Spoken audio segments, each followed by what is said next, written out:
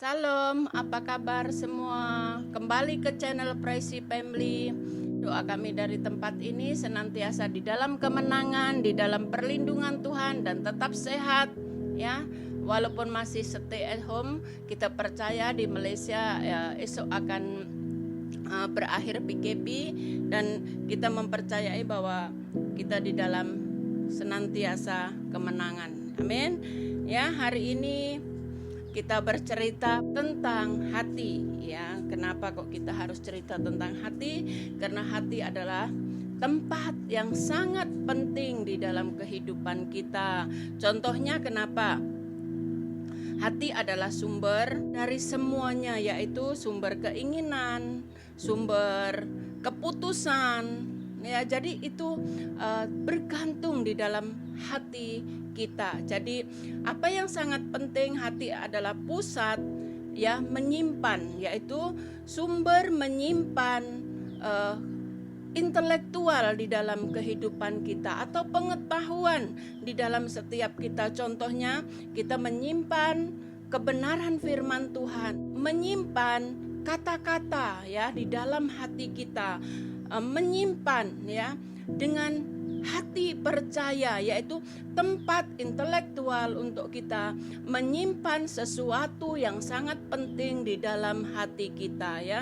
Jadi yang kedua, bahwa hati juga adalah pusat perasaan ya, perasaan marah, perasaan benci, perasaan mengasihi, perasaan yang mencintai, semua sumber daripada hati kita. Contohnya kalau kita kecewa, itu mempunyai satu perasaan bahwa hati kita adalah sumber tempat sesuatu yang pusatnya yang sangat penting di dalam setiap kita.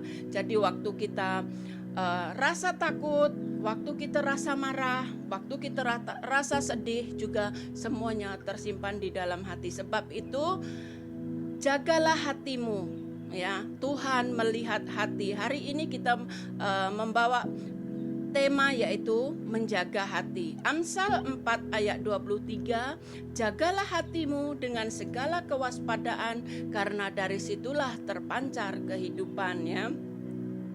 Sebagai orang yang sudah diubah Tuhan, saya percaya setiap kita harus mempunyai sikap yang menjaga hati. Contohnya kalau dulu hati kita suka marah-marah ya.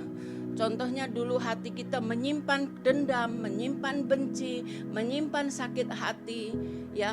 Hari ini kita tukar bahwa hati kita harus menyimpan pengetahuan ya, kasih yang datang daripada Tuhan. Bagaimana caranya kita harus menjaga hati kita? Yaitu pertama, menjaga pergaulan kita, yaitu komunitas kita, di mana Tuhan meletakkan kita. Komunitas kita adalah pilihan kita. Contohnya kita diletakkan di sesuatu tempat, kita mempunyai pilihan.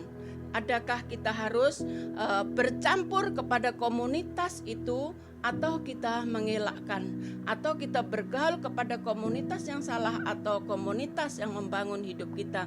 Itu tergantung. Jadi bagaimana caranya kita baca Mazmur bab 1 ayat 1.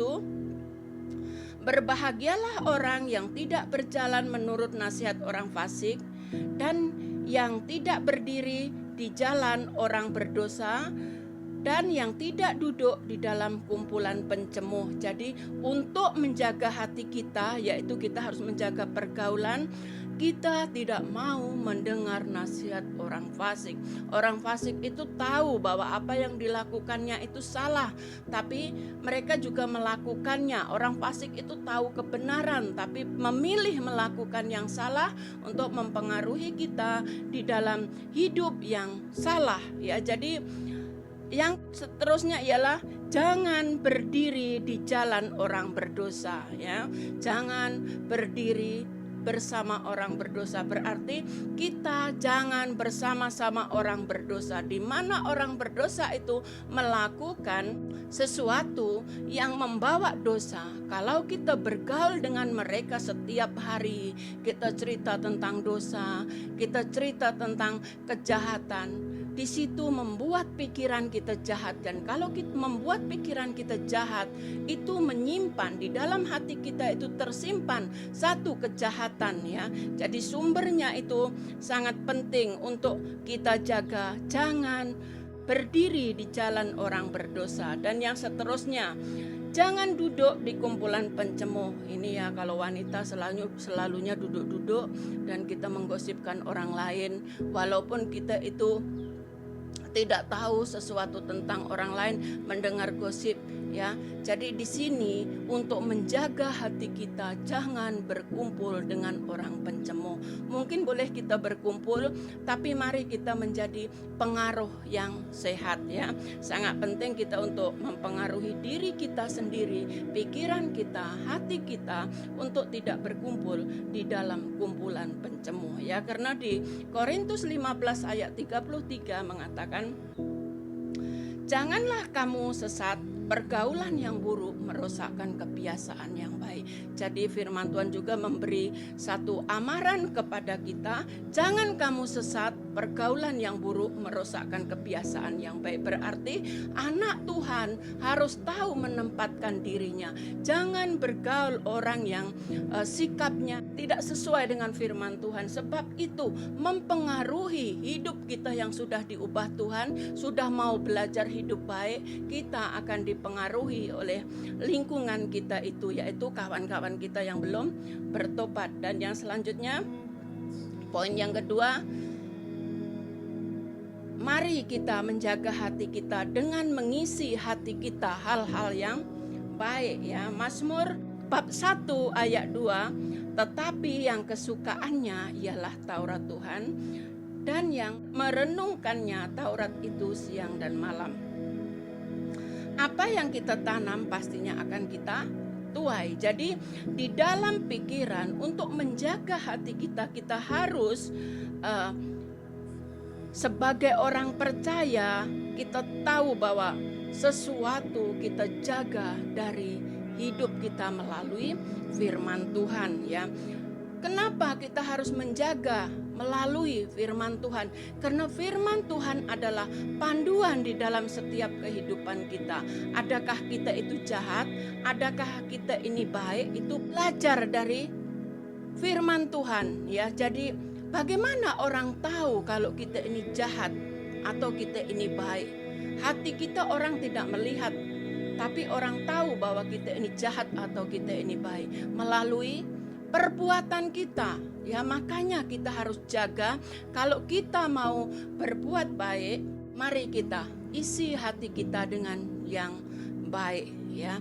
Kalau contohnya, kalau kita marah-marah, kalau kita tindakan kita emosi, pastinya hati kita juga menyimpan kemarahan atau emosi yang belum reda. Kalau kita melakukan dengan mendekat dengan orang itu ada damai sejahtera, pastinya hati kita ada ketenangan, ada damai sejahtera. Jadi jagalah hati kita dengan firman Tuhan, supaya kita ini membawa pengaruh di mana Tuhan letakkan hati kita itu, membawa dampak ya, membawa sukacita bagi orang lain. Karena sangat penting bahwa kehidupan kita meletakkan setiap perbuatan kita itu di dalam hati kita. Karena hati kita itu menyimpan, merekod semua apa yang kita pikirkan di dalam pikiran kita ya. Apa yang kita lihat, apa yang kita pikirkan, itu tersimpan di dalam hati, dan itu menjadi karakter kehidupan kita hari-hari. Jadi mari kita perbaiki hati kita, jaga hati kita, karena hati kita adalah sumber tempat Tuhan bekerja.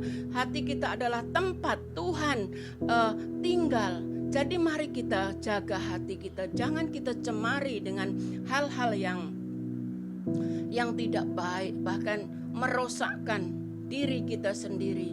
Bahkan kalau hati kita tidak benar, kita akan melakukan hal-hal juga yang tidak benar. Mari kita perbaiki hati kita. Kalau hari ini hati kita masih luka, hati kita masih dendam, hati kita masih membenci orang, saya berdoa dari tempat ini yang ada hatinya masih melalui semuanya itu, Tuhan sembuhkan, Tuhan pulihkan di dalam nama Tuhan Yesus. Dan saya berdoa juga bahwa Tuhan akan isi dengan kebenaran firman Tuhan, pemulihan yang datang daripada Tuhan, yang membawa dampak damai sejahtera, bahkan kasih Tuhan itu terjadi di dalam hati saudara-saudara semua. Dan kami percaya siapapun yang melihat hari ini, saya percaya semua diberkati ya. Jadi mari kita letakkan hati kita dengan hal-hal yang positif, hal-hal yang membuat diri kita juga damai sejahtera ya. Jadi inilah yang kita pelajari, jaga hatimu karena ada firman Tuhan, jagalah hatimu dengan segala kewaspadaan karena dari situ terpancar kehidupan. Hai Man. Hai Mami. Bagaimana Man mau menjaga hati? Kita harus menjaga hati kita kan. Harus bertindak dengan hati-hati. Ayo jaga hatimu. Okay. Kita harus jaga hati kita. Oke Man, Tuhan memberkati. Tuhan memberkati Mami. Jumpa lain hari. Bye bye. Bye. Subscribe now.